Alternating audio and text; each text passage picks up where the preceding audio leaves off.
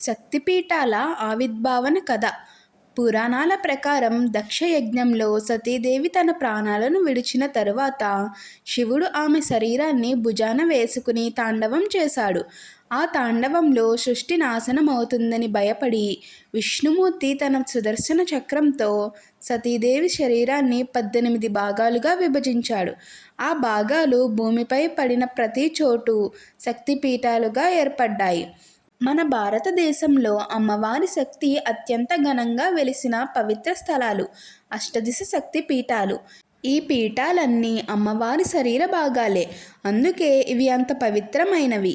ఇప్పుడు మనం అమ్మవారు ఏ చోటున ఏం శక్తి పీఠంగా వెలిసారో చూద్దాం. మొదటిది శ్రీశైలంలో భ్రమరాంబికా దేవిగా వెలిసారు. ఇది ఆంధ్రప్రదేశ్లో ఉంది. అలంపూర్లో జోగులాంబా దేవిగా వెలిసారు. ఇది తెలంగాణ రాష్ట్రంలో ఉంది. మూడవది పిఠాపురంలో పురుహూతికా దేవిగా వెలిసారు. ఇది ఆంధ్రప్రదేశ్ రాష్ట్రంలో ఉంది. నాలుగవది ద్రాక్షారామంలో మాణిక్యాంబా దేవిగా వెలిసారు. ఇది కూడా ఆంధ్రప్రదేశ్లో ఉంది. ఐదవది శ్రీలంకలో శంకరీదేవిగా వెలిసారు. ఆరవది కంచిలో కామాక్షి దేవిగా వెలిసారు. ఇది తమిళనాడులో ఉంది. ఏడవది మైసూర్లో చాముండేశ్వరి దేవిగా వెలిసారు. ఇది కర్ణాటక రాష్ట్రంలో ఉంది. ఎనిమిదవది కోల్హాపూర్లో మహాలక్ష్మీ దేవిగా వెలిసారు. ఇది మహారాష్ట్ర రాష్ట్రంలో ఉంది. తొమ్మిదవది ఉజ్జయినిలో హర్సిద్ధి దేవిగా వెలిసారు.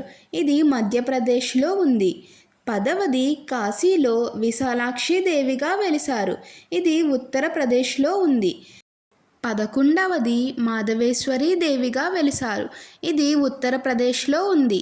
12వది కన్యాకుమారిలో భగవతీ దేవిగా వెలిసారు. ఇది తమిళనాడులో ఉంది.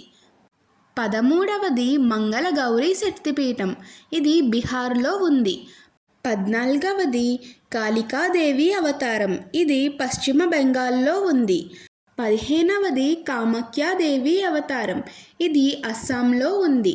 16వది నేపాల్లో గుహేశ్వరి దేవి అవతారం.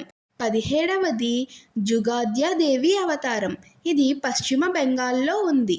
18వది శృంఖలాదేవి అవతారం. ఇది పశ్చిమ బెంగాల్లో ఉంది. ఈ వీడియో మీకు నచ్చితే లైక్ చేసి షేర్ చేసి మన ఛానల్ను సబ్స్క్రైబ్ చేసుకోండి.